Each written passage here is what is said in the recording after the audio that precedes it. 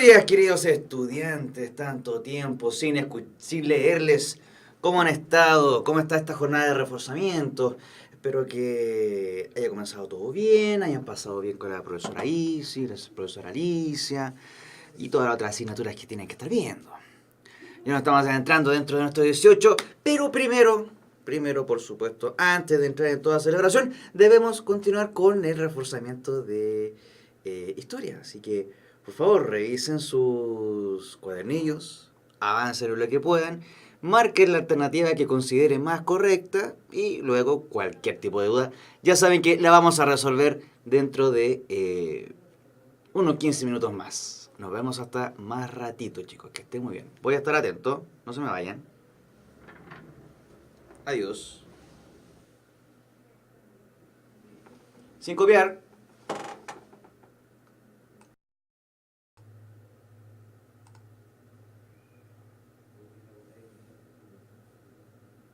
Ya estamos de regreso, queridos estudiantes. Espero que no se hayan copiado. Espero que hayan sido honestos y honestas. Hayan respondido según sus conocimientos, su sabiduría, para que podamos ver, que cada uno vea su propio avance y ver dónde hay que ir, hincándole un poquito más el diente, ya que se acercan los tiempos. Bueno, vemos entonces cuáles eran las preguntas a las cuales se vieron enfrentados para que veamos cómo se puede haber enfrentado de una mejor manera. Vemos entonces con lo que sería la pregunta... esto no puede ser. Lo que sería la pregunta número 25, que sería la primera pregunta que vamos a revisar. ¿Qué dice? Trata el tema sobre la globalización. ¿Y qué dice? La globalización de las últimas décadas ha hecho cambiar, entre otros aspectos, legislaciones, hábitos de la población y orientación de las economías en diferentes lugares del planeta. Entre los efectos destacados de este proceso se pueden mencionar, es decir, qué cosas, mejor dicho, de qué se compone este proceso de globalización. Tenemos tres opciones. Serían la acentuación de la interdependencia económica entre las naciones, la intensificación de los flujos de información, o el afianzamiento de las tendencias autárquicas de las naciones. Tendríamos la alternativa solo 1, 1, 2, 1, 3, 2 y 3 o 1, 2 y 3. ¿Qué alternativa marcaron ustedes? A ver, revisemos o vamos por partes, ¿les parece? ¿Vamos por parte mejor? Ok, vamos por parte. Acentuación de la interdependencia económica entre las naciones. A ver, primero habría que recordar un poco de qué se trata la globalización. Recordemos que la palabra globalización está compuesta, por la palabra global, que quiere decir que se compone de todo el mundo, trata de unir a todo el mundo, por lo tanto, ya podremos inferir que se está tratando de una interrelación, una interconexión que debe existir entre algunas cosas. Según nuestros recuerdos, espero que lo recuerden, la globalización tenía un aspecto político, económico, social,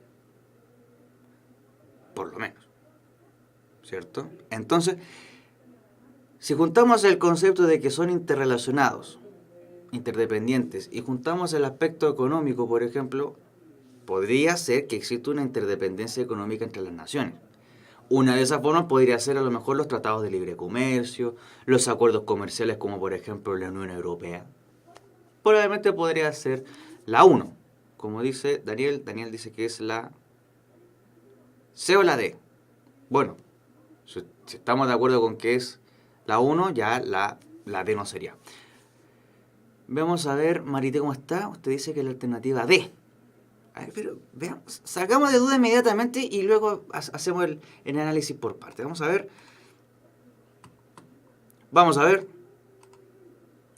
Sería la alternativa B, de barco. Es decir, solo 1 y 2. Bueno, efectivamente, como estábamos comentando, la alternativa, la opción 1, sí sería correcta porque habla de una interdependencia económica entre las naciones. Hablamos que había una interconexión, ¿ya? Porque todo funciona como un sistema. Entonces, como todo funciona como un sistema, una parte, que sería una economía de un país, va a estar relacionada con otra parte del planeta que es otra economía. Como por ejemplo, hace poco, bueno, hace poco están hablando que el precio del dólar ha estado subiendo. Y el dólar es la moneda de Estados Unidos. Ahora, lo que ocurra con esa moneda, si el precio de esa moneda sube o baja, afecta también la economía chilena. Bueno, ahí tenemos un caso concreto de cómo es que las economías se interrelacionan y son interdependientes, dependen una de otra para poder subsistir. Y la número 2 sería la intensificación de los flujos de información, es decir, la comunicación. Por ejemplo, aquí mismo, aquí tengo frente a una cámara, estamos conectados a internet y esto sería un flujo de información. Cuando estamos hablando también de todo el proceso de globalización, este sería un ejemplo local, pero esta misma transmisión la podríamos estar teniendo entre personas que están en Chile y personas que están en Camboya, en Vietnam o en Australia. A eso se refiere también otro tipo de interconexión, que sería la parte de las comunicaciones. Y el punto 3 dice afianzamiento de la tendencia autárquica en las naciones. El concepto de autarquía quiere decir, en simples palabras, que no se va a relacionar con el resto del mundo, sino que nosotros mismos vamos a producir todos los bienes y servicios que sean necesarios. Y todo lo que nos haga falta, nosotros lo vamos a hacer. Un poco como lo que ocurre en el caso de Corea del Norte y lo que ocurría también en las situaciones de los totalitarismos. ¿Recuerdan cuando vimos la Segunda Guerra Mundial? Donde estaban los nazis, los fascistas. Bueno, ellos tenían una idea de autarquía, de producir ellos mismos sus propios bienes y servicios. En este caso, la globalización viene a romper todo ese esquema y ya no es que nosotros podamos... Sí, nosotros somos capaces, podríamos llegar a ser capaces de producir las cosas. Pero ¿para qué lo vamos a producir nosotros si hay otros que ya se especializaron en la producción de aquel bien o de aquel servicio? Debido a eso es que la alternativa correcta sería la B, porque hay una interrelación entre naciones, por parte de su economía, y hay una mayor comunicación entre los distintos países. Vamos a la siguiente, que dice, uno de los fenómenos más característicos del mundo actual es la globalización. Bueno, ya lo tenemos más que claro.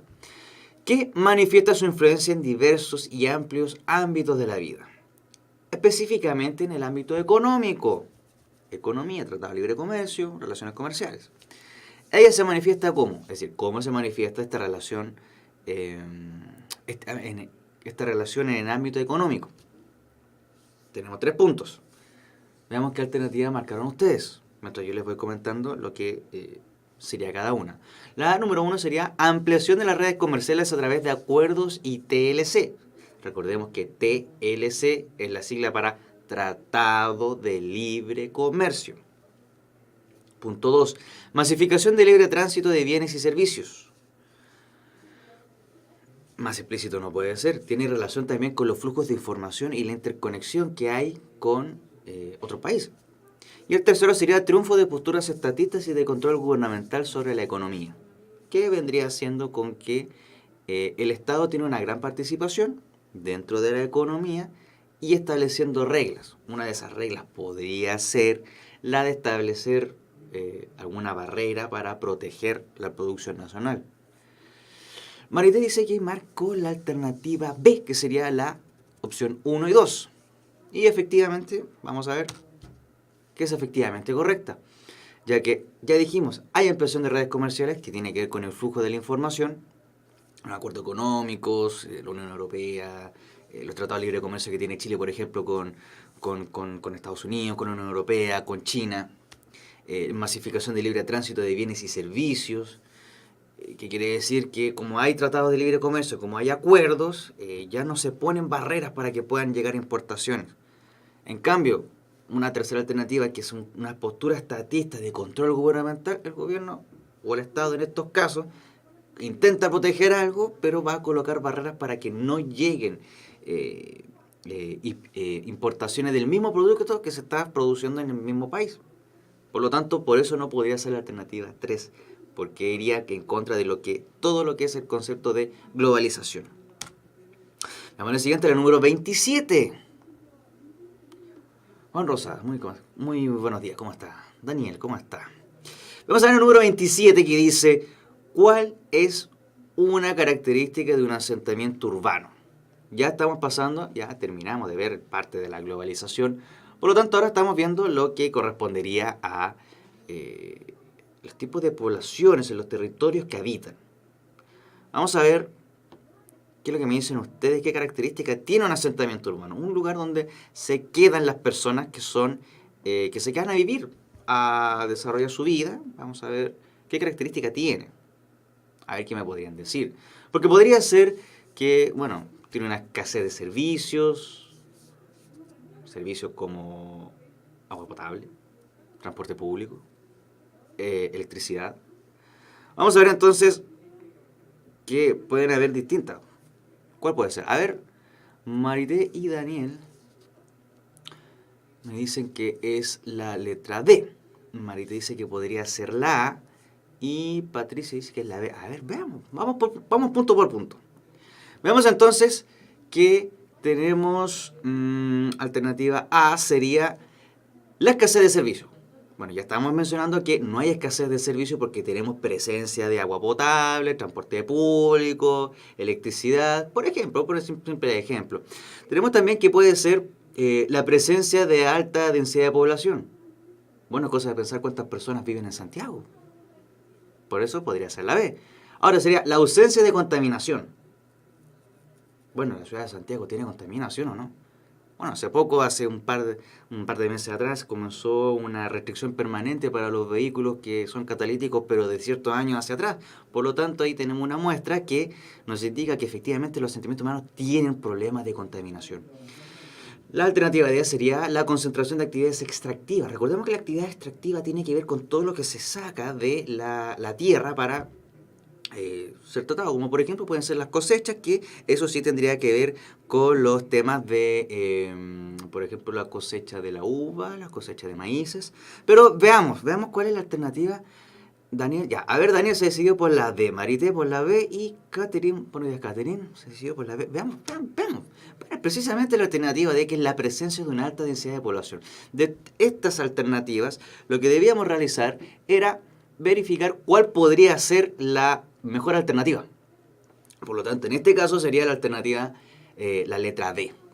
Vamos con la siguiente. Ya regresamos nuevamente con, otra vez con las pirámides de población. Recuerden que estuvimos revisando estas pirámides y, bueno, vimos que existían 3 tipos de pirámides y que servían específicamente para poder hacer análisis de la población, ver cuántas personas nacían, cuántas personas estaban falleciendo, interpretar cómo era la salud en aquel sentido de dicho país, qué ocurría con las migraciones, porque la pirámide nos podía indicar si había o no había migración, si había, por ejemplo, alguna consecuencia de alguna guerra con una disminución de la población. Todo tiene que ver con la forma que tiene esta pirámide, que por supuesto se divide hacia un sector con la población femenina y hacia el otro con la población masculina.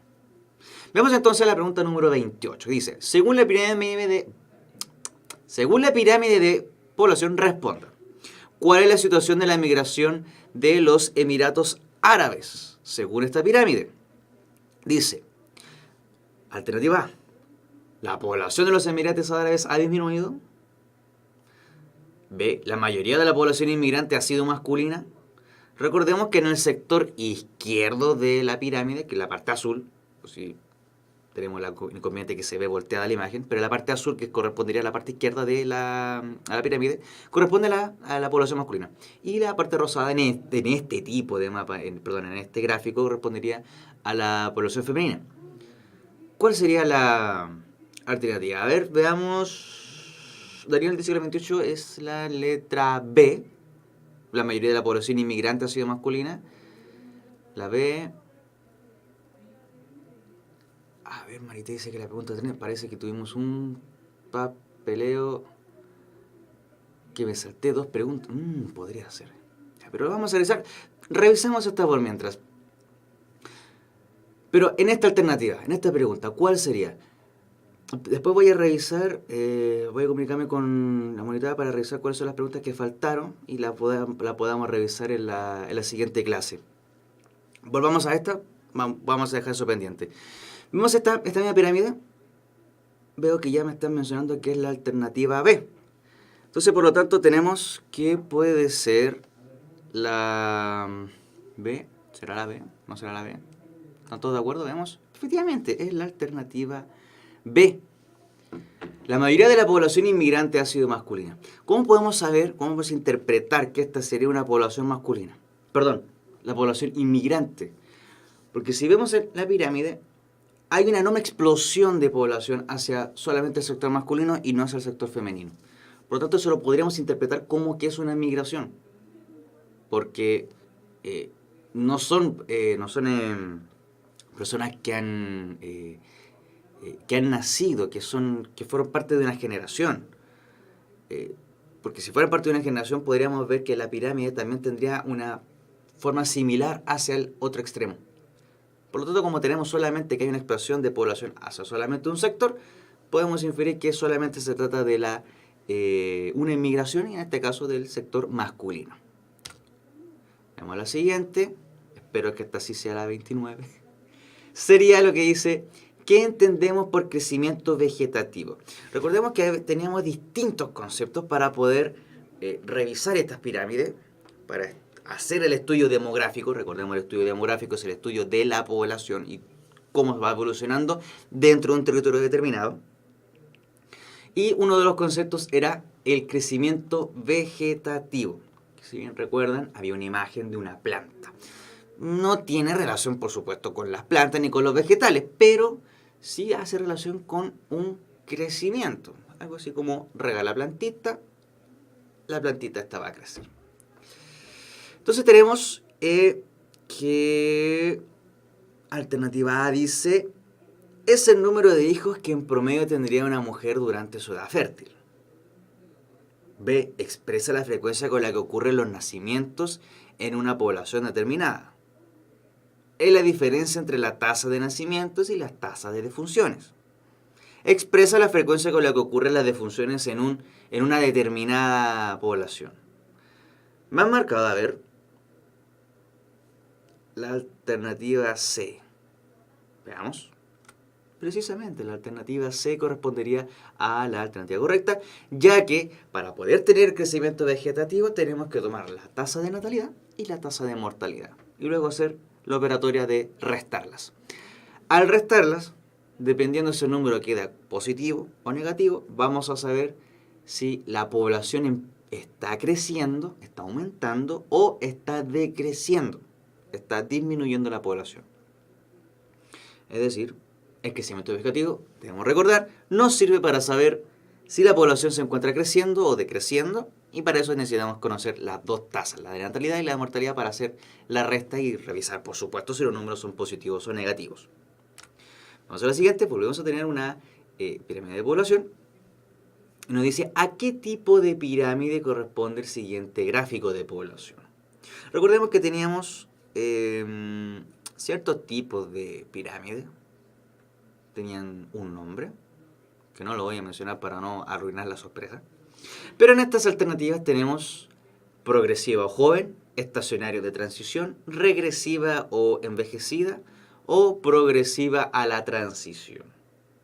Me gustaría saber qué alternativa habrán marcado ustedes. ¿Será progresiva? Bueno, veamos la pirámide. Tiene forma triangular, no tan triangular. Como un poco deforme. Como que tiene la base, la base de la pirámide está un poco acinturada. Luego tiene como una parte más ancha y luego va hacia la punta. ¿Cuál podría ser? Progresiva o joven, me están indicando la alternativa A. Bueno, a ver, esta está un poquito compleja, un poco definir a qué pirámide correspondería, pero vemos que la alternativa marcada sería una estacionaria o de transición, debido a que no está claramente marcada el triángulo. La pirámide progresiva siempre va a estar muy marcada aquel triángulo. En este caso sí, está muy marcada, bueno, está bien marcada, ¿para qué vamos a entrar en discusión? Ustedes mismos se han dado cuenta que podría ser una pirámide progresiva o joven, pero tenemos uno de los... A ver, voy a poner el mouse, espero que se vea el mouse aquí. En esta parte, creo que esto lo puedo rayar. Sí, lo puedo rayar. Bueno, en esta parte aquí... Oh, estoy rayando. Bueno, en esta parte podemos ver que hay un poco de cintura dentro de esta pirámide. Entonces, por lo tanto, ya deja de ser una pirámide progresiva, porque ya no cumple con la forma de la pirámide. Debido a eso es que es otro tipo de... ¿cómo saco esta cosa? Debido a eso es que no es una que correspondería a una regresiva envejecida, sino que, perdón, sería una estacionaria y no sería una de progresiva. Vemos la siguiente, que ya volvemos nuevamente a el otro tipo de pirámide, que son las que se investigaron en el censo 2002 y el censo 2012, que corresponderían, y diría, ¿a qué tipo de pirámide corresponde el gráfico del censo del año 2012? Veamos la forma ahora. Recordemos que la progresiva joven tiene la forma de pirámide, muy marcada. ¿Esta tendría la forma de pirámide? Viéndola a la rápida, me parece que no. Por lo tanto, la alternativa correcta sería... Muy bien. Sería nuevamente la alternativa B. Sería un estacionario de transición porque no tiene la forma determinada de la pirámide. Y tampoco sería una regresiva de transición porque no se estaría invirtiendo tampoco la población. La población adulta no estaría aumentando tanto y la joven no sería tan pequeña, tan escasa. Veamos entonces la siguiente, que ya sería... vamos a ver primero el tema del desarrollo sostenible. Recordemos que había un informe realizado para el desarrollo duradero, antes de hablar del desarrollo sustentable, y según el texto que ustedes ya leyeron, hay que ver a qué se refiere el desarrollo sostenible. ¿Qué es lo que es eso? Recordemos que este mismo concepto, sacado de este informe, de otras reuniones que habían tenido los estados durante el siglo XX, tomaron esa definición y la traspasaron, luego la ONU, mejor dicho, la tomó y la traspasó para crear el concepto de desarrollo sostenible o desarrollo sustentable. Vamos a ver que en este caso sería la alternativa C, que dice lograr satisfacer las necesidades sin comprometer las del futuro. Es decir, en simples palabras, ser eficiente en el uso de los recursos. Porque si utilizamos más recursos de los que vamos a necesitar o despilfarramos los recursos, las próximas generaciones se van a quedar sin esos recursos que son necesarios para que ellos puedan satisfacer sus propias necesidades. Debido a eso es que el desarrollo sostenible o sustentable se entiende como satisfacer las necesidades sin gastar las de generaciones futuras.